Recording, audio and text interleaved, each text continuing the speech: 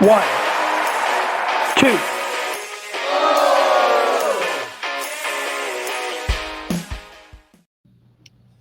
Hello, everyone, and welcome to another exciting episode of The Kickout, the final word in professional wrestling.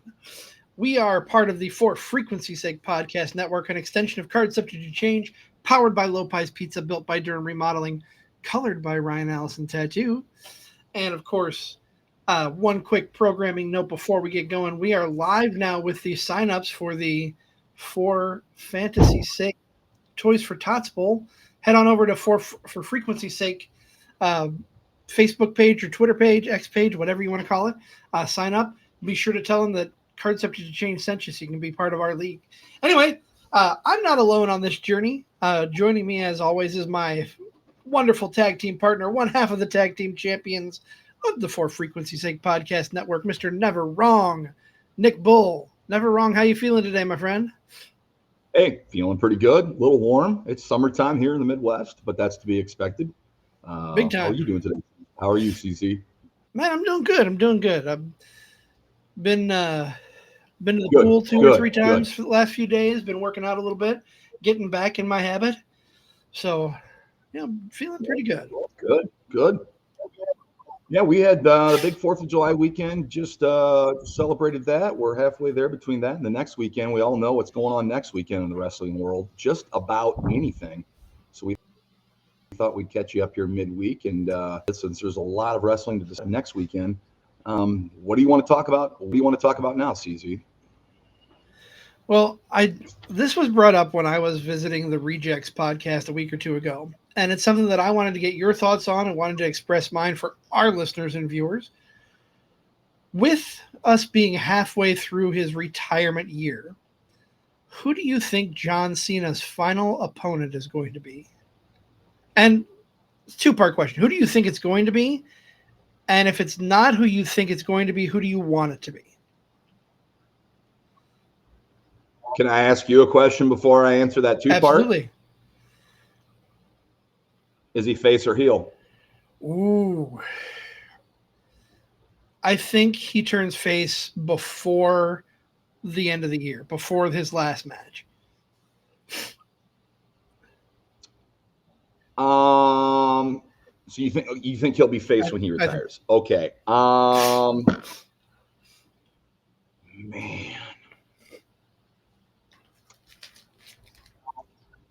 He's kind of had these. I'm going back and watching old SummerSlams currently, and he's kind of on this farewell tour. We've had the one-on-one matchup with Randy Orton. We've had a one-on-one matchup with CM Punk. Are we going to get The Rock? Are we going to get The Rock for a third time? I think, honestly, you mentioned The Rock. I think that's 100% who his final opponent's going to be. That's just my opinion. Really? Okay. I'm not saying I want it to be The Rock. Let's just say it is going to be The Rock. I'll throw out two other names. If we're going down this memory lane, where's Brock Lesnar? Let's bring him back for one more match. Yeah. Him and Cena had a thing for a while there. I don't know. It's a name we haven't seen on the farewell tour.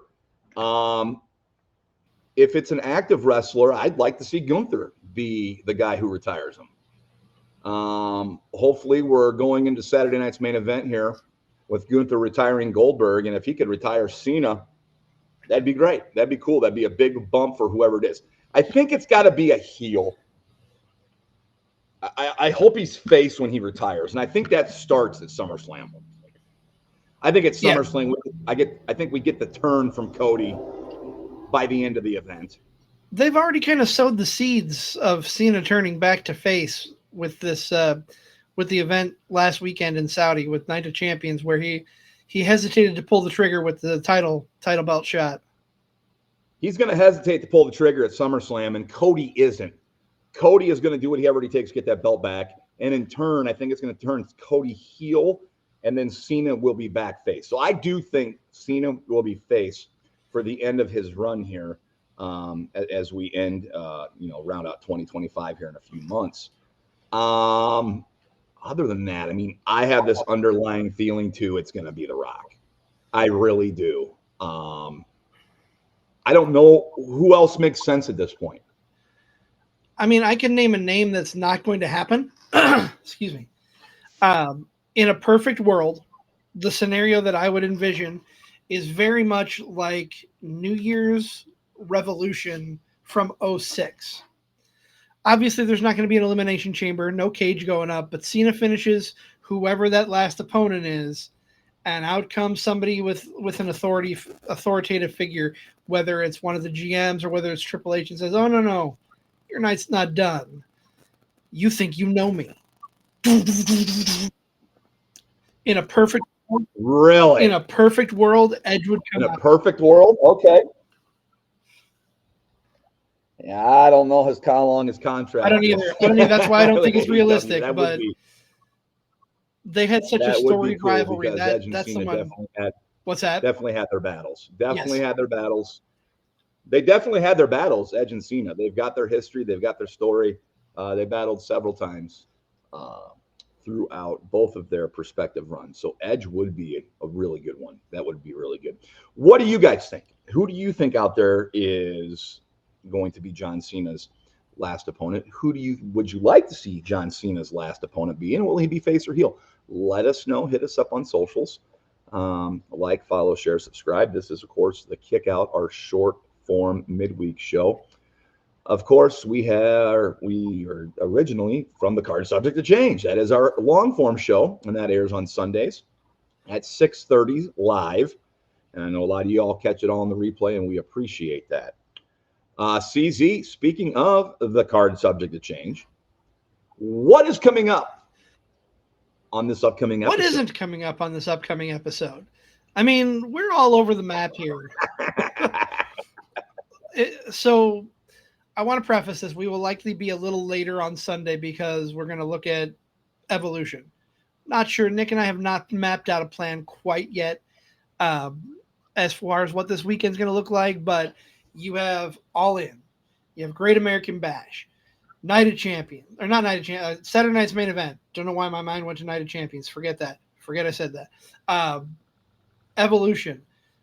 SCW Pro here in town has a show. There are so many choices and so many options and so many shows that I don't know what I'm going to watch. I don't know where I'm going to be, and I don't know what strategy we're gonna have for this cluster of a weekend. That's what's great about this. We don't know what's going to happen on wrestling when we tune in. So when you tune in next to the Card Subject to Change, you won't know what's going to happen either. We will be talking about July 12th, 2025 AD, the biggest possibly day in wrestling history with all the stuff that is going on. Tune in to find out for sure. That'll be on this upcoming episode of the Card Subject to Change podcast. Any other house cleaning we need to do, CZ, before we get along our way? Nothing I can really think of. I've gotten back in the habit of writing again. I've got a new article coming out tomorrow morning. That'll drop at 9 a.m. So stay tuned to socials or head on over to Substack and follow the For Frequency's Sake network over on Substacks, because that's where the articles are. That's where we post our episodes. That's also where it goes out to all our audio feeds through the RSS. A lot of great content there. If you're a wrestling fan, if you're a sports fan, worth a follow. Hit us up. I think that does it for this episode of The Kick Out. If you like what you see here, like, follow, share, subscribe, leave a review. Reach out to the Wizard CZ or myself, Never Wrong Nick Bull. We'd love to chat wrestling. We'd love to hear from you. But that is it for the here and now. He is the Wizard CZ. I am Never Wrong Nick Bull. And this has been The Kick Out, the final word in professional wrestling.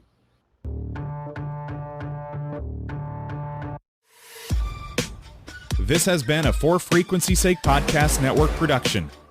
For more great content, subscribe to For Frequency's Sake on YouTube, Facebook, and Twitter.